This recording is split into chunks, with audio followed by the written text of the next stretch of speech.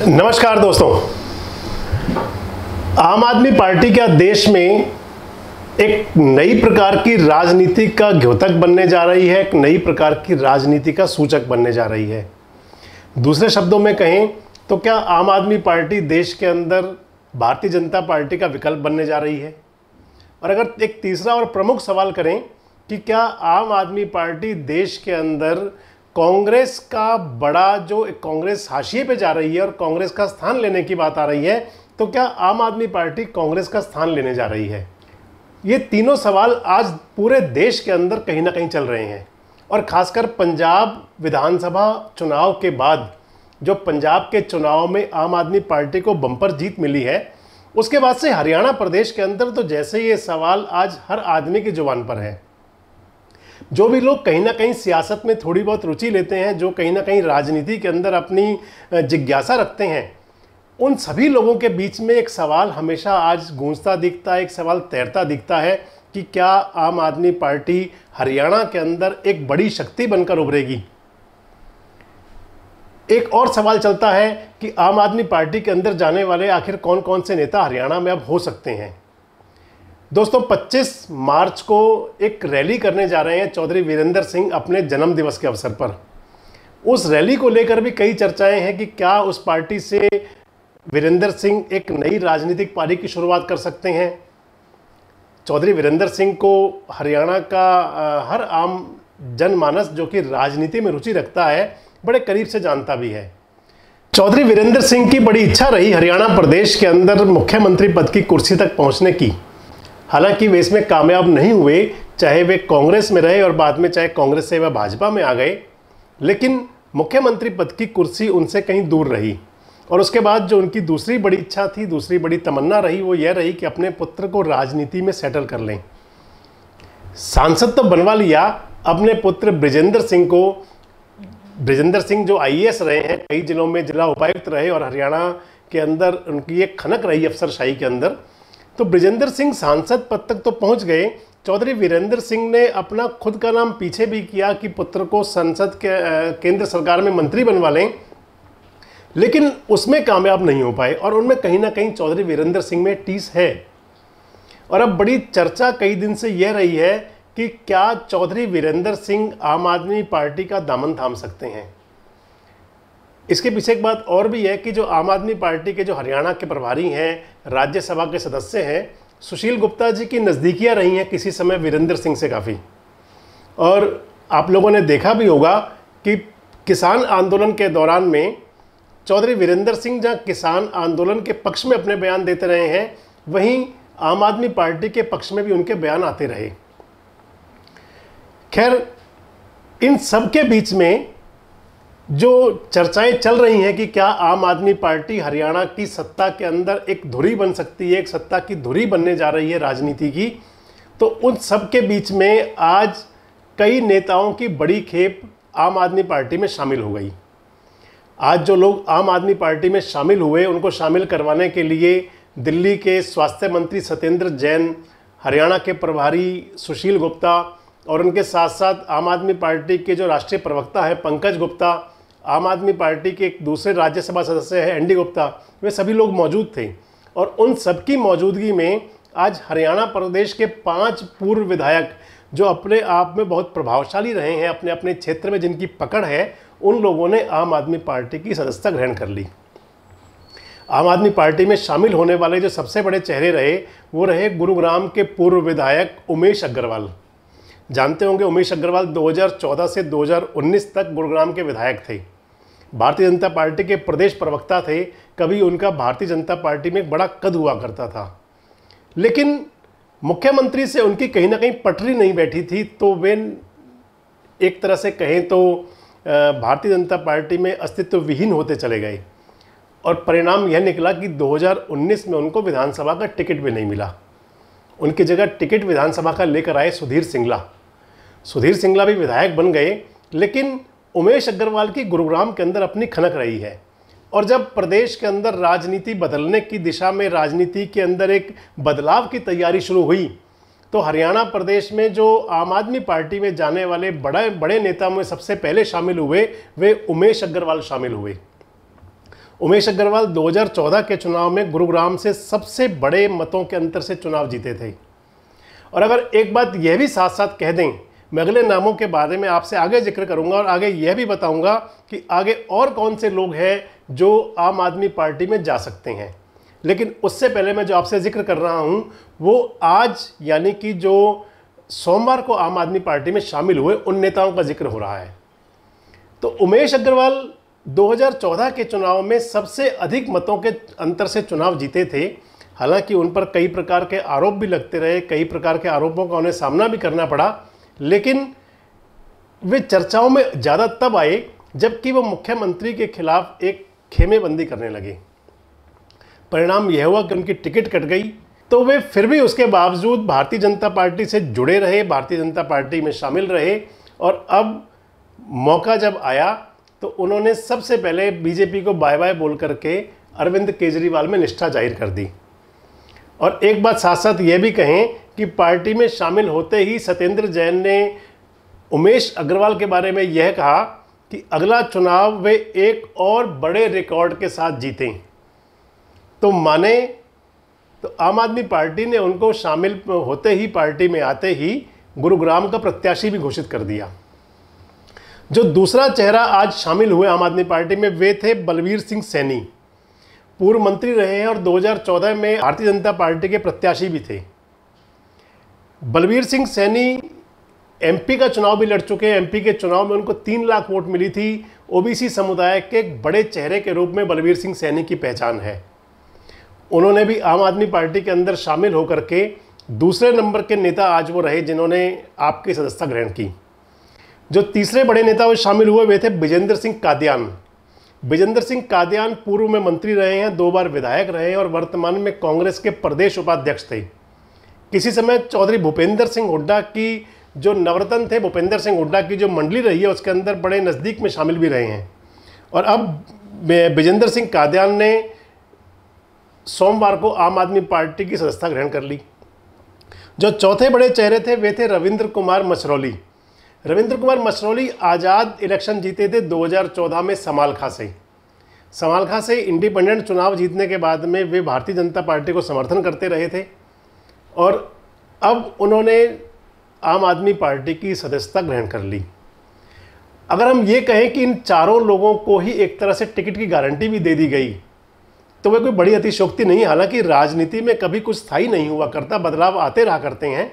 लेकिन सोमवार को जो नज़ारा देखने में सामने आया वो तो यह था कि जैसे आम आदमी पार्टी में पहले आओ पहले पाओ के आधार पर वैकेंसी खुली हुई हो। जो लोग शामिल हुए उन लोगों को विश्वास भी दिलाया गया कि उनका सम्मान भी होगा और यह भी कहा गया कि एक अपना रिकॉर्ड नया और भी बनाएंगे। एक और चेहरे शामिल हुए, जावेद अहमद। जावेद के परिवार के लोग सत्ता के अंदर काफ़ी नज़दीक रहे हैं। जावेद अहमद के पिता सांसद भी रहे हैं फरीदाबाद पलवल लोकसभा क्षेत्र के। फरीदाबाद पलवल नूह उस समय एक ही हुआ करती थी, सांसद भी रहे हैं उसके। और इसके साथ साथ जावेद अहमद खुद 3 बार चुनाव लड़ चुके हैं और मामूली अंतर से चुनाव हारा करते थे। इस बात का जिक्र खुद सुशील गुप्ता जी जो राज्यसभा सदस्य हैं, आम आदमी पार्टी के हरियाणा प्रभारी हैं, उन्होंने जब परिचय करवाया जावेद अहमद का तो इस बात को बड़ी विशेषता से कहा। इसके साथ साथ और भी लगभग 1.5 दर्जन नेता यानी कि 20 के आसपास नेता आम आदमी पार्टी में और शामिल हुए। तो दोस्तों मैं आपसे कह रहा था कि यह पहली खेप थी जो सोमवार को आम आदमी पार्टी में शामिल हुई। और पंजाब के चुनाव के बाद सियासी क्षेत्रों में राजनीतिक लोग इस बात की चर्चा करते आ रहे हैं कि आम आदमी पार्टी क्या हरियाणा प्रदेश के अंदर सत्ता की राजनीति की बड़ी धुरी बनने जा रही है। और इसका एक दृश्यांत, इसका एक कहे तो इसका पहलू एक पहला सामने आ भी गया कि जबकि बड़ी संख्या में पूर्व विधायक और पूर्व मंत्री आम आदमी पार्टी में शामिल हुए। दोस्तों अब मैं आपसे बात कर रहा हूं चौधरी वीरेंद्र सिंह की, जिनके बारे में मैंने आपसे पहले जिक्र किया कि चौधरी वीरेंद्र सिंह की नज़दीकियां भी कहीं ना कहीं अरविंद केजरीवाल से भी रही हैं।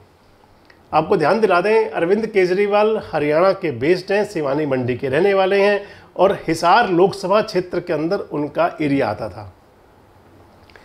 चौधरी वीरेंद्र सिंह किसान आंदोलन के दौरान में मैंने आपको पहले भी बताया कि उनकी तारीफ भी कर चुके हैं और इस समय हालांकि वे बिल्कुल शांत हैं, उनकी तरफ से कोई बयान सामने नहीं आया, लेकिन उनकी तरफ नज़रें सभी की हैं।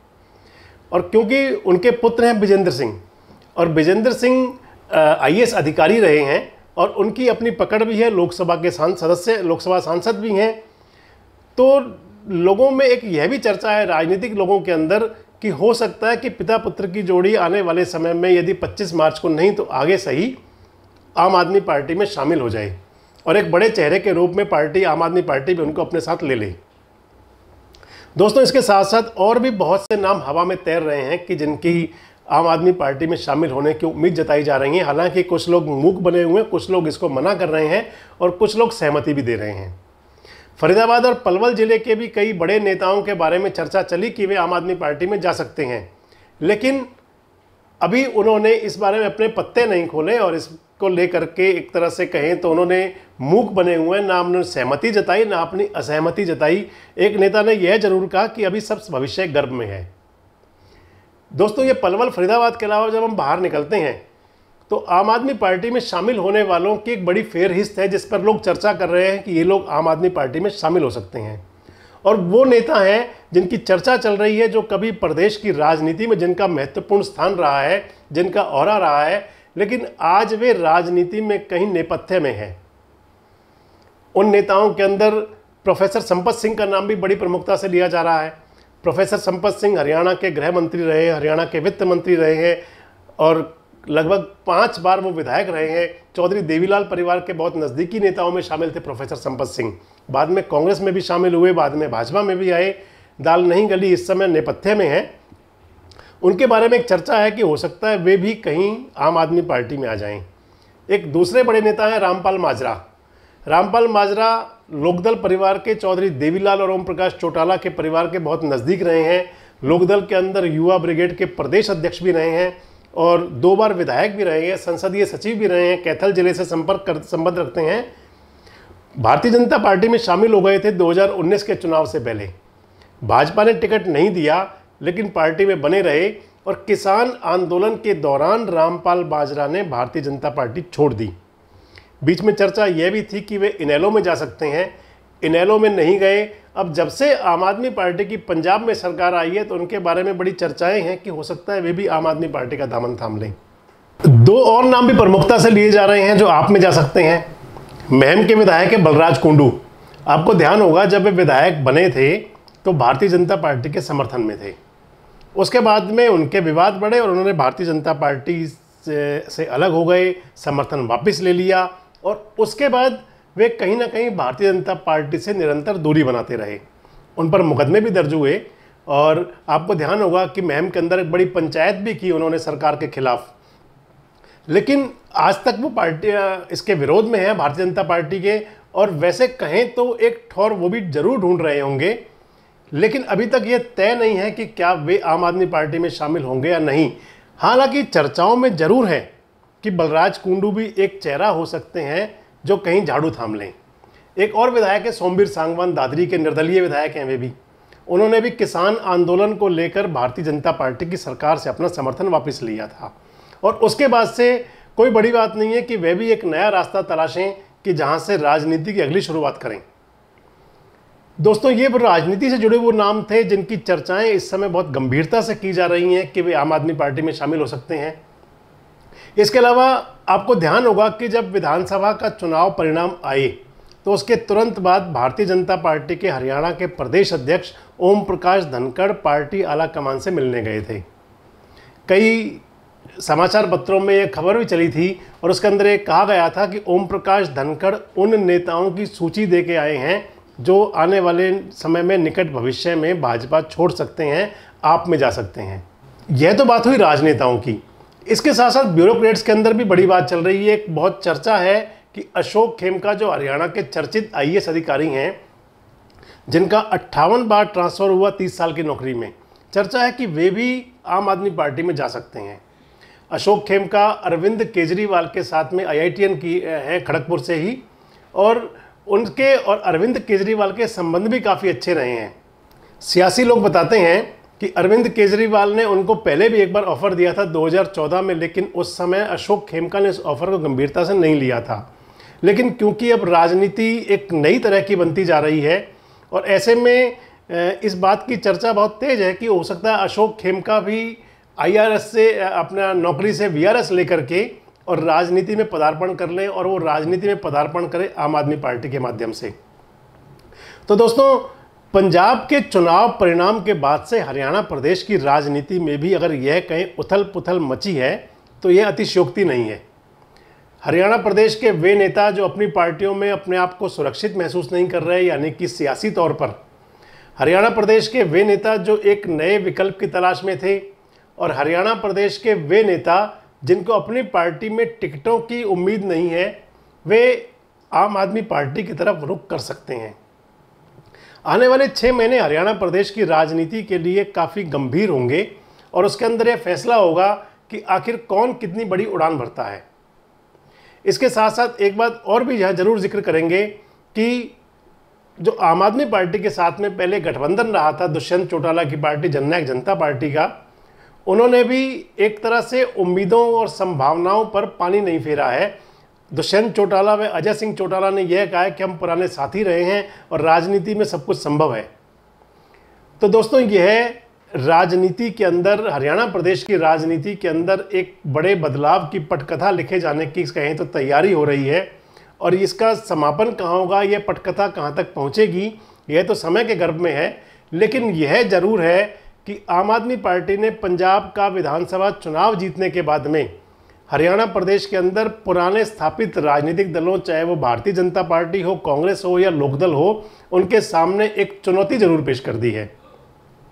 तो दोस्तों, आने वाले समय में कौन लोग कहां जाएंगे, इसके बारे में हम आपको निरंतर जानकारी देते रहेंगे। देखते रहिए देश रोजाना। नमस्कार, धन्यवाद।